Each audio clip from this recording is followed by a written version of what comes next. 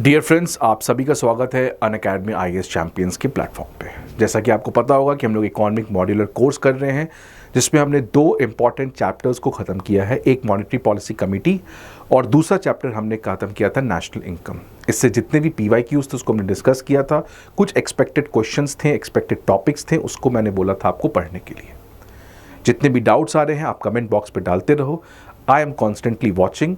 जो भी कमेंट आपका आएगा उसके ऊपर I will clarify that particular doubt in the Q&A analysis session. आज के हम लोग पार्ट चैप्टर 3 में बात करने जा रहे हैं मनी एंड मनी सप्लाई। ये भी टॉपिक इतना इंपॉर्टेंट नहीं है, बट यहाँ से क्वेश्चंस आते हैं। तो कितने क्वेश्चंस यहाँ से आए हैं, किस टाइप के क्वेश्चंस आए हैं, क्या बेसिक कॉन्सेप्ट हमें इस चैप्टर से होना चाहिए आने वाले प्रीलिम्स के लिए, वो हमारे लिए जानना बहुत ज़्यादा ज़रूरी हो जाता है। So money and money supply के इस चैप्टर को हम लोग पढ़ेंगे। इसमें आपको क्या क्या जानना है, तो 4 ब्रॉड चीज़ आपको जानना है, बिकॉज ये टॉपिक काफ़ी छोटा है। पहला चीज़ जानना है आपको, व्हाट इज़ मनी सप्लाई।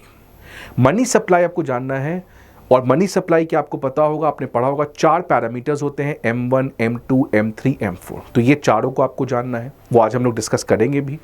दूसरा चीज जो आपको जानना होता है वो होता है मॉनेटरी बेस, M0, जिसको हम लोग हाई पावर्ड मनी भी कहते हैं, रिजर्व मनी भी कहते हैं। सो दोनों में डिफरेंस क्या है, मनी मल्टीप्लायर क्या होता है, लीगल टेंडर, इसके ऊपर पीवाईक्यू में क्वेश्चन आया भी है, हम लोग देखेंगे अभी। और डिजिटल करेंसी, ये बहुत ही ज़्यादा हॉट टॉपिक है, बिकॉज आरबीआई ने, आपको पता है, recently central bank digital currency launch किया है, ई-रूपी लॉन्च किया है। तो ये हमारे लिए बहुत ज़्यादा इंपॉर्टेंट भी हो जाता है, और इससे क्वेश्चन आ भी चुका है डिजिटल करेंसी से पीवाईक्यू में, लेकिन आने वाले टाइम में अगेन से इसमें क्वेश्चन रिपीट कर सकता है। That is nothing which should be surprise of. So आगे बढ़ने के पहले फ्रेंड्स, एक इंपॉर्टेंट इन्फॉर्मेशन कि अनअकैडमी आईएएस के इंग्लिश मीडियम में ऑफलाइन बैचेस हमारे करोल बाग ब्रांच में स्टार्ट होने जा रहे हैं ऑन 23 सितंबर। इसके अलावा हिंदी मीडियम में बैचेस हमारे मुखर्जी नगर में ऑफलाइन में इन डेट्स में आपके स्टार्ट होने जा रहे हैं। इसके अलावा प्रयागराज के स्टूडेंट्स के लिए हमारे पास हिंदी और इंग्लिश दोनों मीडियम में बैचेस ऑफलाइन में 5th, 16th और 17 सितंबर को लॉन्च होने जा रहे हैं।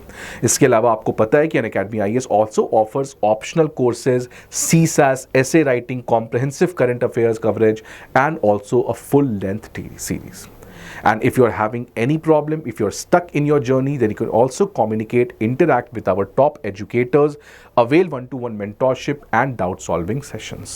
इन सारे इंफॉर्मेशन के लिए आपको हमारे किसी भी 3 ब्रांचेस में से ऑफलाइन ब्रांचेस में विजिट करना है। अगर आप अभी विजिट नहीं कर पा रहे हैं, देन आप हमारे अनअकैडमी आईएएस के ऐप को डाउनलोड कर सकते हैं, जहां पे आपको ये सारे इंफॉर्मेशन मिल जाएंगे। But please try to visit our any of the 3 offline branches. अब इसमें जो पहला क्वेश्चन है, जो बहुत ही आसान क्वेश्चन पूछा है इन्होंने 2018 में, जो कि अगेन काफ़ी ज़्यादा न्यूज़ में रहा है इस साल, लास्ट ईयर, जब से सरकार ने 2000 के नोट को बंद किया था, तो अगेन ये न्यूज़ में है। सरकार का ये देखा होगा आपने न्यूज़ की 2000 currency notes withdrawn, legal tender until September 13। सो legal tender word again repeat में आया, वहीं से ये क्वेश्चन आया था कि which one of the following statements correctly describes meaning of a legal tender. Simply बात है, लीगल टेंडर का मतलब कि रूपी जो है, जो आरबीआई इशू करती है, it is a legal tender. Legal tender का मतलब क्या होता है कि आप उसको ट्रांजैक्शन के लिए यूज कर सकते हो। फॉर एग्जांपल, आप किसी रेस्टोरेंट में गए, अब रेस्टोरेंट वाला ये मना कर सकता है कि हाँ आप यूपीआई में पेमेंट नहीं कर सकते हो। रेस्टोरेंट वाला आपके लिए मना कर सकता है कि आप चेक में पेमेंट नहीं कर सकते हो।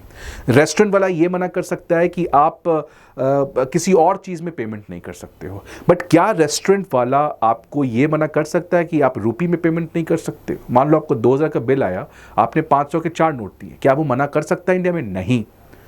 वो 2000 का चेक मना कर सकता है, वो यूपीआई मना कर सकता है, बट वो रुपी में ट्रांजैक्शन के लिए लीगली बाइंड है, वो ऑब्लाइज्ड, उसको करना ही करना पड़ेगा, वो मना नहीं कर सकता है। सो लीगल टेंडर का मतलब कि उस पैसे, उस फॉर्म ऑफ करेंसी को आप ट्रांजैक्शन के लिए कंपल्सरली यूज कर सकते हो। No one is India is going to stop that. तो जितने भी हार्ड कैश, जो रुपीज होते हैं, जो नोट हैं, नोट लीगल टेंडर है, आप कितना भी पैसा कैश में कर सकते हो। क्या चेक लीगल टेंडर है? नहीं। क्या कॉइन्स, सिक्का लीगल टेंडर है? नहीं। कॉइन्स जो हैं वो एक पार्शियली लीगल टेंडर है, मतलब आप एक सर्टेन अमाउंट कॉइन्स में पेमेंट कर सकते हो, बट ऐसा नहीं कि आपने 2 लाख का कुछ खरीदा और 2 लाख का सिक्का लेके चले गए उसके पास, वो मना भी कर सकता है। So coins have a limited legal tender, cheques do not have legal tender, notes have unlimited legal tender, कि वो जितना भी बड़ा अमाउंट है आप उसको नोट में पेमेंट कर सकते हो। सो इसमें काफी आसान ऑप्शन था। यहां पे देख सकते हो option B, the money which a creditor is under compulsion to accept in a settlement of his claim, कि इसको सेटलमेंट के समय कंपल्सरली आपको एक्सेप्ट करना पड़ेगा अगर दूसरा पार्टी उसमें आपको पेमेंट कर रहा है तो। So that is a very easy question. Legal tender वापस से न्यूज में है तो आप इसको याद रखना, ठीक है। अगला क्वेश्चन आते हैं मनी मल्टीप्लायर के ऊपर। मनी मल्टीप्लायर अगेन देख सकते हैं आप, मनी कंट्रोल वेबसाइट में ये न्यूज, सीएनबीसी के न्यूज पे था ये मनी कंट्रोल करके, तो मनी मल्टीप्लायर का न्यूज था। तो मनी मल्टीप्लायर अगेन हमेशा से न्यूज में रहता है, तो वहीं से ये क्वेश्चन पूछे थे। काफी आसान और प्रेडिक्टेबल क्वेश्चन था जो इन्होंने 2021 में पूछा था, बिकॉज पैंडेमिक का वो ईयर था। अब इसमें क्वेश्चन क्या है कि the money multiplier in an economy increases with which of the following. अब मनी मल्टीप्लायर का मतलब क्या होता है ये समझिए आप आसान भाषा में। What do you mean by money multiplier?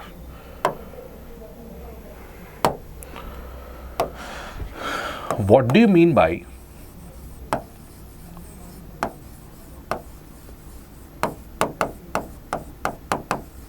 Money multiplier? Money multiplier का मतलब समझिए, मतलब कि मान लो आप, ये मान लो बैंक है, आप क्या किए, आपने बैंक के पास जाके 100 रुपए डिपॉजिट कर दिया, ठीक है। आप बैंक के पास गए, आपने क्या किया, 100 रुपए डिपॉजिट किया।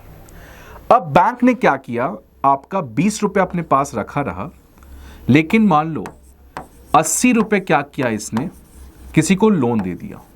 आपका 80 रुपए आपने एफडी कर रखा था, आप 5 साल बाद निकालते तो 5 साल ये बैंक क्या करता उस पैसे का, उसने किसी को लोन दे दिया, सोचा तब तक उससे मैं कमा लेता हूं, क्योंकि वो कमाएगा तभी तो आपका इंटरेस्ट देगा उस पैसे का।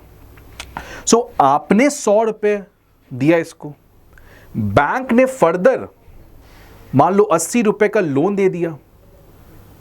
तो देखो प्रॉब्लम है क्या, ये 100 रुपए है, इसी के बेसिस पे आपने 80 रुपए लोन दे दिया और 20 रुपए आप अपने पास रखे। ये पैसा इसके पास जो 100 रुपए था, आप समझिए कि ये मान लो आरबीआई है, आरबीआई ने इसको 100 रुपीज प्रिंट किया। आरबीआई जो सेंट्रल बैंक है जिसका अथॉरिटी है पैसा प्रिंट करके इकोनॉमी में डालना, तो आरबीआई ने 100 रुपीज का एक नोट प्रिंट किया, प्रिंट करके इस पर्सन को दे दिया, ये रखो आप। इस पर्सन ने क्या किया, 100 रुपए जाके बैंक में जमा कर दिया, बैंक ने 20 रुपए रखा अपने पास और बैंक ने 80 रुपए जमा कर दिया। अब अगर इसमें हम बात करें मॉनेटरी बेस क्या होगा, मॉनेटरी बेस M0 जिसका नाम सुना होगा आपने, हाई पावर्ड मनी। सो मॉनेटरी बेस वो पैसा होता है जिसके लिए आरबीआई लायबल है, जिसके लिए आरबीआई लायबल है। तो आरबीआई ने क्या दिया है आपको, 100 रुपए का नोट प्रिंट करके दिया है। और नोट की वैल्यू कहां से आती है, आरबीआई जितना भी पैसा छाप के डालता है इकोनॉमी में, ऐसा नहीं कि अपने मन से पैसा जितना भी है छाप के डालते गया। Every currency which RBI issue is backed by a particular asset. कि अगर हम 100 रुपए का वैल्यू प्रिंट कर रहे हैं तो 100 रुपए का मान लो आरबीआई के पास सोना होगा। So every currency which RBI prints and puts in the economy, that currency is backed by a particular asset. So जब आरबीआई 100 रुपए दे रहा है तो ये एक एसेट से बैक्ड है। तो अगर कल को ये पर्सन 100 रुपए लेके चला गया आरबीआई के पास कि यार रखो अपना 100 रुपए, मुझे पैसा नहीं चाहिए, मुझे इसका 100 रुपए का सोना दे दो, ऑल्दो ऐसा होगा नहीं, बट यही इसका मतलब होता है कि RBI is liable to pay the value of the money. What is the value of money, 100 rupees. So that means कि RBI will pay you 100 rupees of either gold और anything which is a worth 100 rupees. तो इस तरीके से ये चीजें आपकी चलती हैं। Are we clear? तो मॉनेटरी बेस क्या होता है, वो पैसा इकोनॉमी में जिसकी लायबिलिटी आरबीआई की होती है। तो आरबीआई ने तो केवल 100 रुपए छापा था, तो लायबिलिटी कितनी है आरबीआई की, 100 रुपए। आप 100 रुपए लेके जाओगे, आरबीआई को 100 रुपए का सोना देगा। So this 100 rupees will be known as my monetary base, M0, the money for which RBI is liable to. Very important thing. तो ये मॉनेटरी बेस हो गया। अब अगर मनी सप्लाई की बात करें, मनी सप्लाई का मतलब क्या होता है? Money supply is the total supply of money in the economy. Economy में कितना सप्लाई है मनी का, इसको हम मनी सप्लाई कहते हैं। ठीक है, अब इकोनॉमी क्या हो गया? ये हो गया economy, this is the economy.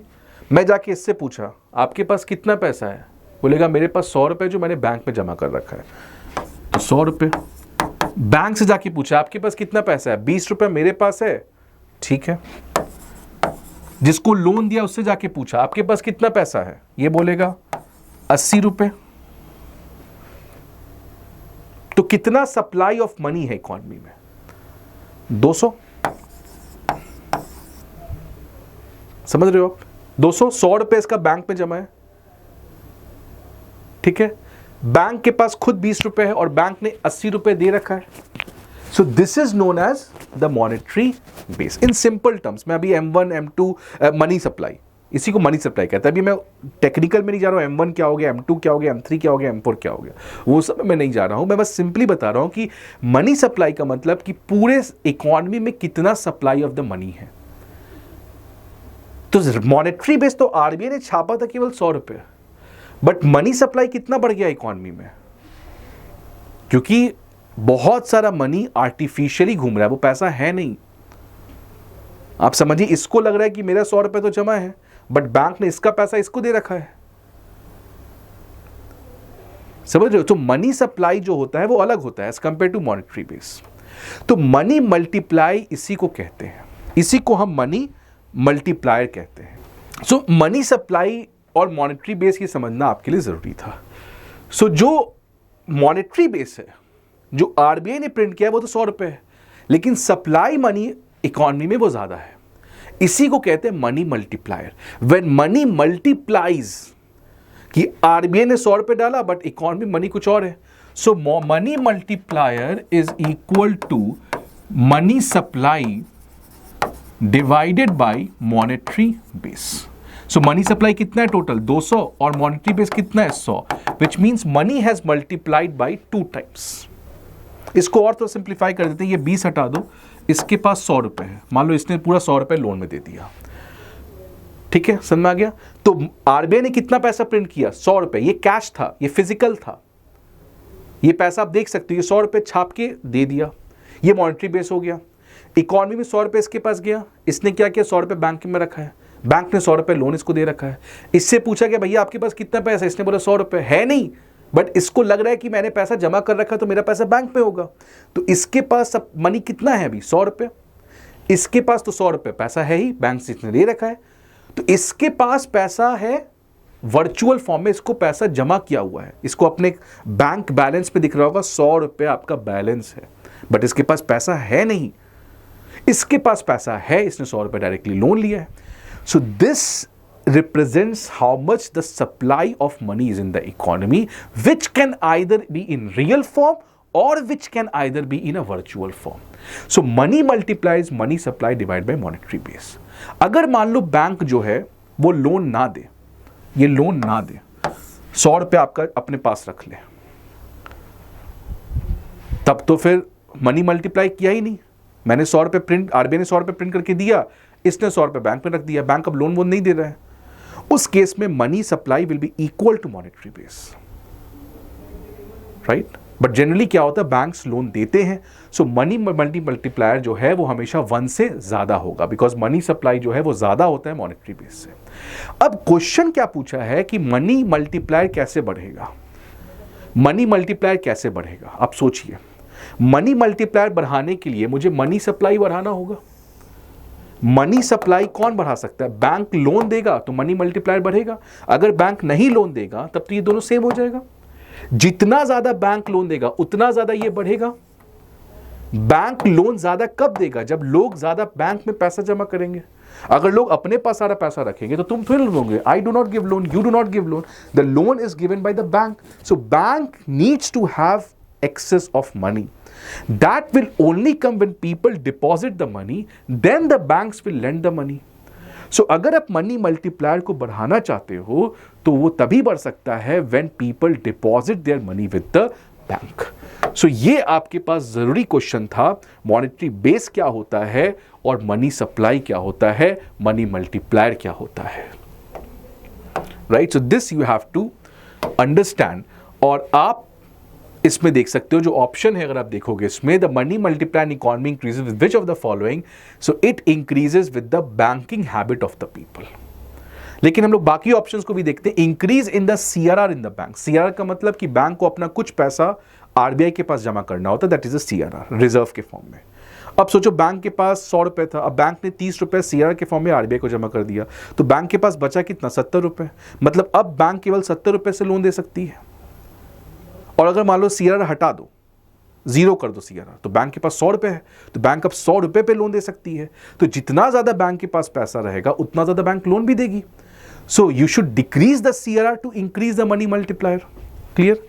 Increase in the SLR, again वही लॉजिक है। अगर आप एसएलआर रख दोगे तो बैंक्स को अपना कुछ पैसा रिजर्व के फॉर्म में जमा करना पड़ेगा, मतलब बैंक्स के पास पैसा कम होगा। अगर बैंक्स के पास पैसा कम हुआ तो बैंक्स लोन भी ज्यादा नहीं देगी। Are you getting it? So which means that अगर एसएलआर बढ़ा देंगे तो फर्दर मनी मल्टीप्लाई घट जाएगा। Increase in the population of the country, population बढ़ गया, ठीक है, पैसा लोग ज्यादा कमाए लेकिन बैंक में जमा ही नहीं किए, तो बैंक के पास पैसा ही नहीं है तो बैंक देगा क्या आपको? So this is the most appropriate option, which is the C. So again, let me explain you कि आपको ये बहुत ही ज़्यादा क्लियर रहना चाहिए जो मैंने यहाँ पे बताया है कि what is monetary base। तो आपसे कोई पूछे कि monetary base क्या होता है, तो monetary base वो पैसा होता है जो आरबीआई प्रिंट करके इकोनॉमी में डालती है। आरबीआई ने 100 रुपये प्रिंट किया, वो पैसा यहाँ पे डाली। मॉनेटरी बेस का मतलब कि वो पैसे की लायबिलिटी किसकी है, आरबीआई की। बिकॉज आरबीआई ने प्रिंट करके आपको दिया है तो इसकी जो वैल्यू है ये गारंटी कौन करता है कि आरबीआई। बिकॉज आरबीआई 100 रुपए का अगर वैल्यू नोट प्रिंट कर रहा है तो वो 100 रुपए का उसके पास एसेट भी होना चाहिए, तभी रुपये की वैल्यू आ रही है, राइट। सो रुपये की वैल्यू आती है, it is because of this banking of the asset. So monetary base तो ये हो गया। मनी सप्लाई अलग चीज है, वो बताता है सप्लाई कितना है इकोनॉमी में मनी का। वो बहुत हद तक डिपेंड करता है कि बैंक्स का लेंडिंग कितना है। अगर बैंक्स बहुत ज्यादा लेंड करे तो मनी मल्टीप्लायर बढ़ेगा। और बैंक्स लेंड कर क्यों पाते हैं, बिकॉज जो भी, अब आप जैसे मान लो आपके बैंक में बहुत सारा पैसा है, आपने 10-20 लाख जमा कर रखा है, थोड़ी ना कि एक दिन में जाके 20 लाख निकाल लोगे। जनरली आप पैसा तो आराम से निकालते हो, तो बैंक उस पैसे का क्या करेगा, तो बैंक उससे लोन देते रहता है कॉन्स्टेंटली, राइट। तो इसलिए सप्लाई जो है, तो इसको आपने 100 रुपए दिया, बैंक ने फर्दर 100 रुपए का लोन दे दिया, तो इसके पास 100 रुपए वर्चुअल फॉर्म में है, इसके पास 100 रुपए फिजिकल फॉर्म में है। तो सप्लाई जो है इकोनॉमी में वो 200 का हो गया। So money multiplier is equal to money supply 200 divide by monetary base 100 which is equal to 2। और ये कैसे ज्यादा होगा, बैंक्स को ज्यादा लोन देना पड़ेगा। बैंक्स लोन कब देंगे, जब लोग ज्यादा पैसा ज्यादा रखेंगे। अगर सीआरआर घटाओगे तो बैंक के पास ज्यादा पैसा, मनी मल्टीप्लायर बढ़ जाएगा। एसएलआर घटाओगे, बैंक के पास ज्यादा पैसा, मनी मल्टीप्लायर बढ़ जाएगा। ठीक है, क्लियर है? So this is how it is about the money multiplier. So यहां पे आज हम लोग रुकेंगे। आप इस टॉपिक को वापस रिवाइज करना, दिक्कत आएगा तो कमेंट बॉक्स में डालना। अगले पार्ट में फिर हम लोग बाकी के पीवाईक्यूज इस टॉपिक से करेंगे। So we are going in a very slow and a structured manner, जिससे आपका पीवाईक्यूज अच्छे से कवर हो रहा हो। So till then, goodbye. See you again in the next part.